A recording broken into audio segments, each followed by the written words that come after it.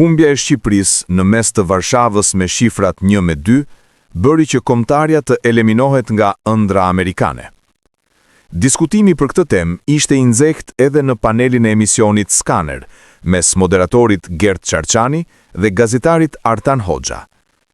Pas kritikave nga Hoxha për menaxhimin e vakët në qasjen taktike te kombëtarja në transfertën polake, Çarçani dha versionin e tij për sulmin e tifozëve, përfshir edhe gazetarin Artan Hoxhën ndaj trajnerit brazilian.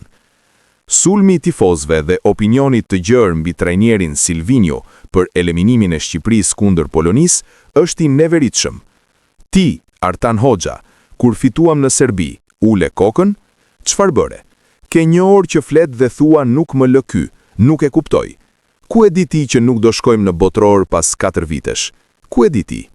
Keni marrë kallashin dhe keni vendosur trajnerin në cep. Nuk shkon mor burr, nuk shkon. E përsëris, kjo është balt e neveritshme. Artanit nuk janë zë gojat, pranoj se gaboj strakosha.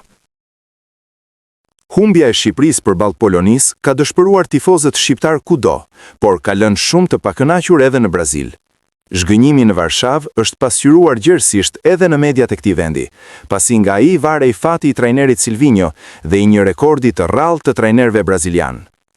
Në historinë e Kupës së Botës, në çdo edicion të saj më përpara, ka pasur të paktën një trajner brazilian në pankinën e skuadrave pjesëmarrëse. Kjo për faktin se Brazili ka qenë gjithmonë protagonist me një trajner vendas në drejtim, pa llogaritur edhe ata që eksportonte në pankinat e përfaqësueseve të tjera. Por kjo mori fund me emrimin e Carlo Ancelottit, i cili u bë trajneri i parë i huaj që do drejtojë këtë ekip në fazën finale të një botrori.